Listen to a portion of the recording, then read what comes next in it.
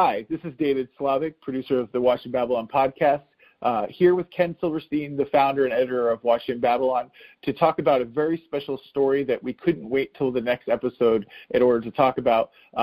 Ken, really excited to hear about what you've been working on and seeing all this hard work you've been doing come to fruition. Thank you. I hope by the time people are listening to this that the story will be out not only at Washington Babylon, but much more broadly with Global Witness, which is a nonprofit that funded my research, and with NBC News and Reuters. So basically it's a story about Donald Trump and one particular project of his in Panama. And that project, like a lot of his projects, there are some shady characters involved, and you're wondering, did people use their political connections or, what's going on? But in Panama, it's quite a focused little case. It's one building and a project which was announced in 2006, and it's about 1,000 units, condos, about half are hotel units and about half are condos. And there's also a casino, which we can talk a little bit about because there's a lot of prostitution at that casino. The casino is owned by a South African company, but it's part of this complex. And there's an office tower. And it was Trump's most lucrative branding deal. He made, I'm not even trying to calculate how much money he made on it, but it has been identified as his most lucrative branding deal, probably $50 or $100 million. But beyond that, the Donald Trump and Ivanka and Eric were heavily involved in this project directly, which is quite different than most of his overseas projects. This was not just a branding deal. So they had a responsibility, a moral, if not a legal one, but certainly a moral one, to do due diligence on who invested in the building, which I'm going to get to in a moment, because that's the heart of this story. And how they obtained the financing is quite amazing. But Donald Trump, there was a U.S. LLC that he was the president of, and Eric and Ivanka were the other officers, and they managed the hotel and condo units. The condo units, a couple of years ago, they got kicked out by the owners. There was a dispute there. But they were directly running through this U.S. LLC the condos and hotel units and making money, quite a bit of money off of that.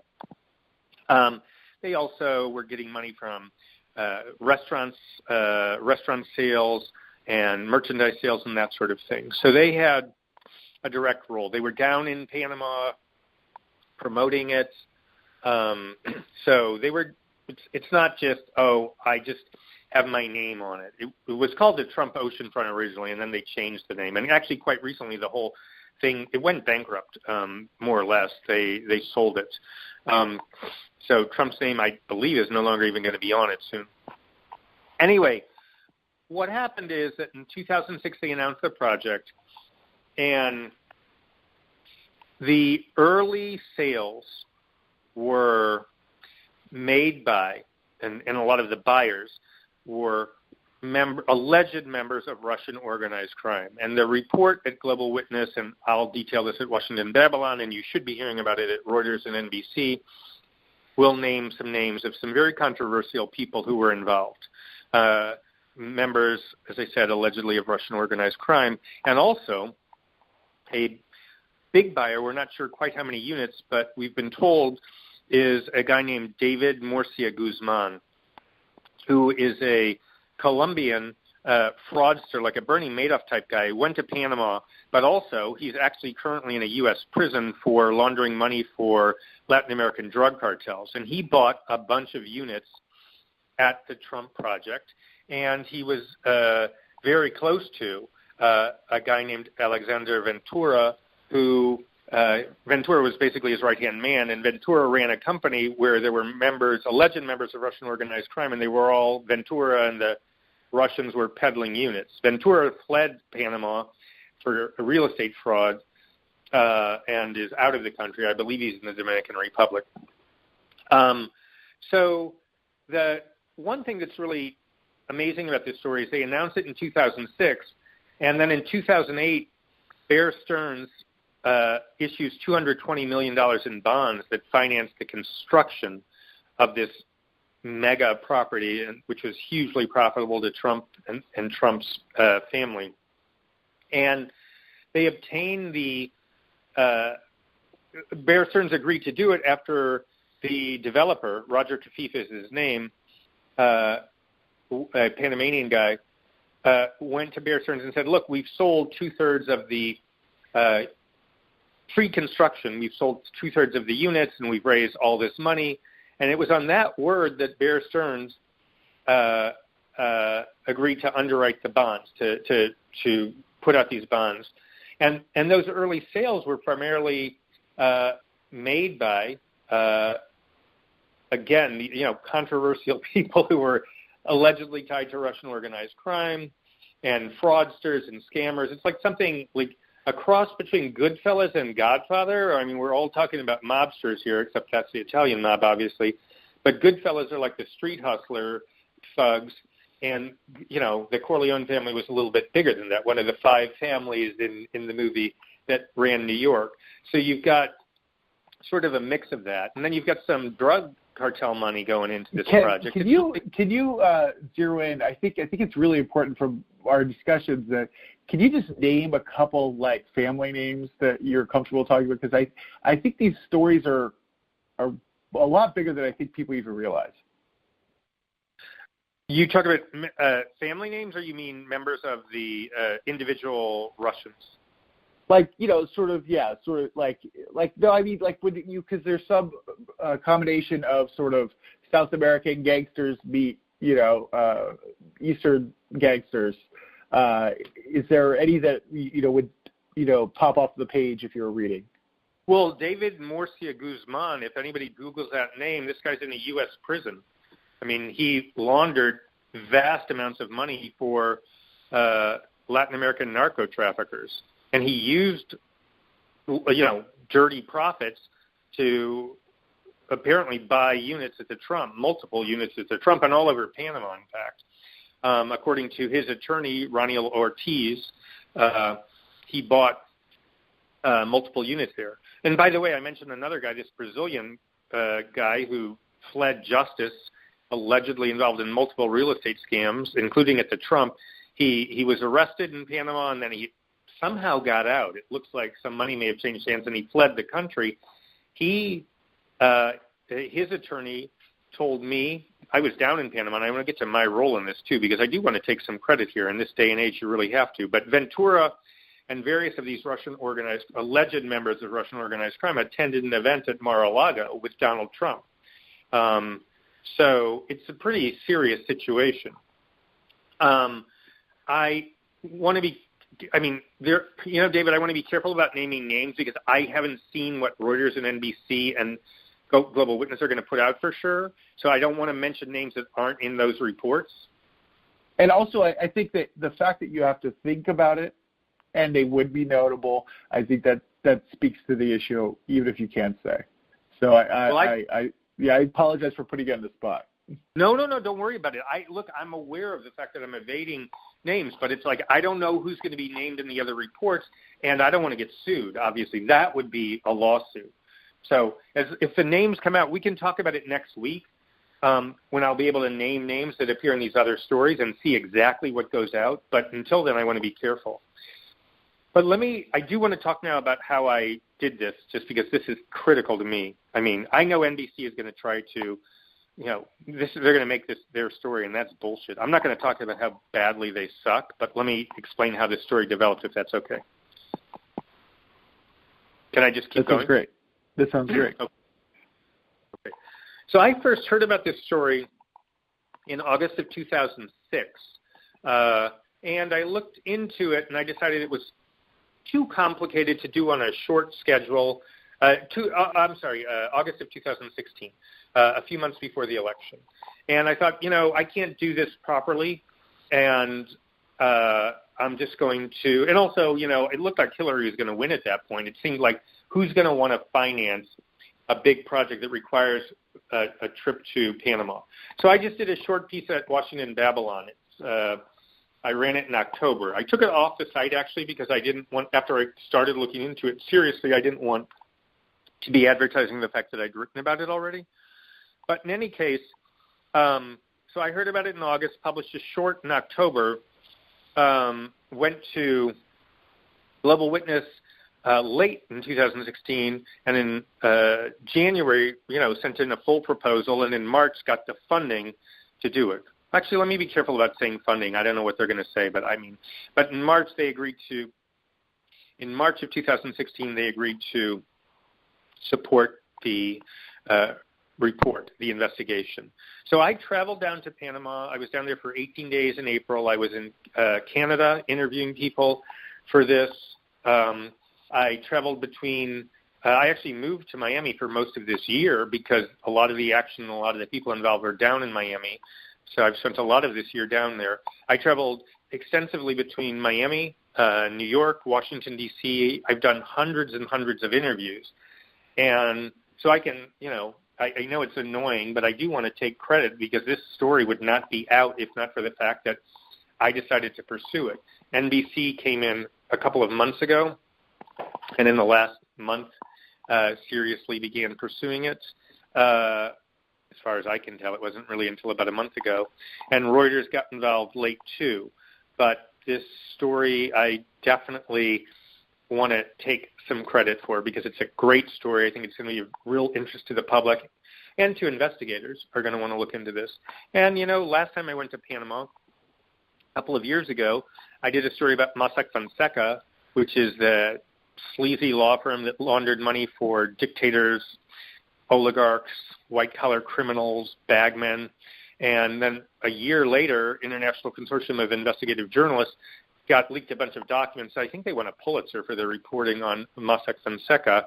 I didn't get a lot of credit for breaking that story initially. Nobody had written about Mossack Fonseca, and then they, fine. They, got a lot of leaks. It's great stuff. I wish I had gotten those documents, but I want to make sure I claim as much credit as possible because I can honestly say that I broke the Mossack Fonseca story, which became a huge international scandal, and I am the person who did the research and broke this story, basically. So I want to take as much credit as possible. I think that's fine. I think, and it's important from time to time because I think that we do have a lot of people who are invested in the site and what you do, and I think it's good for them to know that they're putting their time and faith in something that matters. I just wanted to, if we could just have you just kind of discuss one takeaway.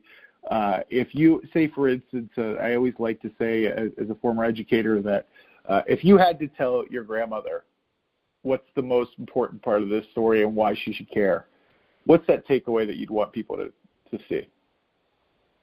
That Donald Trump and his family made a ton of money, and at a time when his stock was very low. He went through multiple bankruptcies in the early 2000s. He nearly disappeared from the scene entirely. And at this critical moment, he received a massive injection of money from Russian sources, as well as Latin drug cartel money, that didn't keep him afloat, I wouldn't say, but that was received at a critical time. And my view on the whole Russiagate thing is I've been very dubious about it in general, and I remain dubious in some regards because I think that there's a lot of simplistic, he's a pawn of Vladimir Putin's. The Russians are running him. That's bullshit. Trump is way too alpha to be run by anybody. He's not being run by Vladimir Putin. I do believe, and I suspect that this may be a case, that Russians, with the approval and knowledge of the Russian government, there are indications of that in this story in Panama, poured money into Trump projects and that it curried favor with Trump. And, look, when you when you're drilling for oil, you strike out 999 times out of 1,000 or 99 out of 100 times. I don't think the Russians, because, they've been currying favor with Trump forever, I believe. They've been monitoring for him forever. He went to the Soviet Union when there was still a Soviet Union. There's no way that a businessman like Trump was not on their radar for a long time. And you see Russian organized crime moves into Panama exactly in sync with when this project was announced. I don't think they moved there specifically because of this project, but I think it was a lure because they were moving money all across Panama, laundering money. There are lots. Russian organized crime moves in, and there's a lot of money that pours into Panamanian real estate, including, and I wouldn't say primarily, but a lot of money poured into the Trump. So, Trump and his kids have said, hey, we like Russians. They gave us a lot of money. Like, they've admitted it. I don't think that means that he's a tool of Putin's. But I think, hey, if somebody gives me, hey, listen, everybody listening to this, if you give me $1,000, I'm probably going to be less inclined to write about you. And I am a rare person, though, who will write about you. So if you check my work, I've written about various people who have funded me and, said, I'm not really crazy about a lot of your politics. So I will do that, but most people won't, especially in journalism. But in the business world as well, if somebody invests in your project, what are the odds that you're going to not like them? So I think they deliberately sought to curry favor with him. I do not know, I want to emphasize, if that means that the guy should be impeached. I believe that he should be, his ties to Russia should be investigated in a responsible way, not the hysteria that's been out there. And I have not drawn any conclusions. I have been very dubious of the more elaborate claims, but I do think that, there's stuff here worth looking at for sure. Whether it's impeachable, I don't know. I've actually always said I believe that Trump should, unless something really terrible comes up, I think Trump should, he was elected, whether you like the rules or not, he was elected, he should serve his term. If the Democratic Party, which I can't stand, let me be clear on that, I don't like either of the parties, but if the Democratic Party wants to replace him, come up with some ideas, you clowns. Stop just bitching about Trump and come up with some decent ideas. They don't have a single idea in their stupid brain-dead heads. So I've been opposed to this talk about impeachment, and I remain opposed to it unless something else comes out. But I do believe there's a lot in these stories that are going to come out, including the stuff I'm posting at Washington Babylon and the other stories that you should be hearing about. That's definitely worth looking into. I don't want to attest to or vouch for the other reports because I don't know what they're going to say at this point, and they may be hysterical. But I know what I'm going to report is solid, and it is not going to make extravagant claims because, I think there are very serious, solid claims that can be made without being extravagant. So I'm going to stick with what I know and, maybe speculate a little about what it all means, but not reach any definitive conclusions because I don't have enough evidence at this point. Ken, as always, smart, to the point, and realistic about your impact, but fair to yourself when you've done good work. It's a pleasure talking to you, and I look forward to